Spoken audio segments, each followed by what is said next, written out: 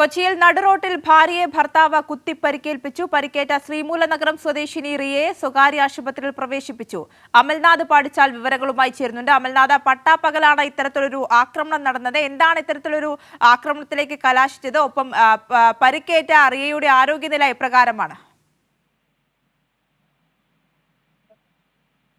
ആര്യ, അതിദാരുണമായ ഒരു സംഭവം എന്ന് തന്നെ പറയേണ്ടിയിരിക്കുന്നു. എറണാകുളത്തെ മുക്കന്നൂർ ഫെറോന പള്ളിക്ക് സമീപം ഇന്ന് രാവിലെ 10 മണിയോടുകൂടിയാണ് ഈ ആക്രമണം നടക്കുന്നത്. ശ്രീമൂലനഗരം സ്വദേശിനിയായ റിയയാണ് ഭർത്താവ് കുത്തി പരിക്കേൽപ്പിച്ചത്. ഭർത്താവ് ജിനുവാണ് ഇത്തരത്തിലൊരു ആക്രമണം നടത്തിയത്. ഈ ആക്രമണത്തിൽ റിയയുടെ കഴുത്തിന് ഗുരുതരമായ രീതിയിൽ പരിക്ക് പറ്റിയിരുന്നു. തുടർന്ന് റിയയെ അങ്കമാലി അപ്പോളോ ആശുപത്രിയിലേക്ക് മാറ്റിയിട്ടുണ്ട്. നിലവിൽ ഇപ്പോഴും അപകട നില തരണം ചെയ്തിട്ടില്ല എന്നാണ് നിലവിൽ മനസ്സിലാക്കുന്നത്. കഴുത്തിൽ ഗുരുതരമായ രീതിയിലുള്ള പരിക്ക് തന്നെയാണ് ഉണ്ടായത് എന്നാണ് അറിയാൻ വേണ്ടി സാധിക്കുന്നത്. ചില കുടുംബ പ്രശ്നങ്ങളാണ് ഇത്തരത്തിൽ ഈ ഒരു ആക്രമണത്തിലേക്ക് നയിച്ചത് എന്നുമാണ് നിലവിൽ ഇപ്പോൾ അന്വേഷണ സംഘത്തിൽ നിന്നും ലഭിക്കുന്ന വിവരം. ഡിവോഴ്സ് സംബന്ധിച്ച കേസ് നിലവിൽ കോടതിയിൽ നടന്നു വരികയാണ്.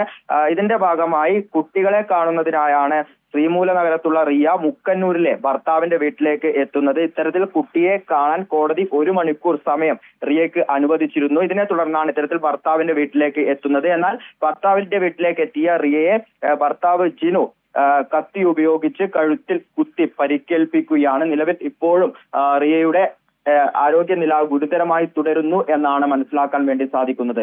ആര്യ, ഈ ഭർത്താവ് തന്നെ പോലീസ് സ്റ്റേഷനിലെത്തി ഈ വിവരം അറിയിക്കുകയായിരുന്നു. എങ്ങനെയാണ് അതുമായി ബന്ധപ്പെട്ട വിശദീകരണം? ആര്യ, ഈ സംഭവം നടക്കുമ്പോൾ, അതായത് ഈ ഭർത്താവിന്റെ വീടിന്റെ പരിസരത്തുള്ള അവളാണ് ഇത്തരത്തിൽ ഇത് കാണുന്നത്. നിലവിളി ശബ്ദം കേട്ടതോടുകൂടി സംഭവ സ്ഥലത്തേക്ക് ഓടി എത്തുകയായിരുന്നു. ഇവർ പോലീസിനെ വിവരം അറിയിച്ചതിന്റെ അടിസ്ഥാനത്തിലാണ് പോലീസ് അവിടേക്ക് എത്തിയത്. പിന്നീട് ഇത്തരത്തിൽ ഈ ഭർത്താവ് ജിനുവിനെ അറസ്റ്റ് രേഖപ്പെടുത്തി കൊണ്ടുപോവുകയായിരുന്നു.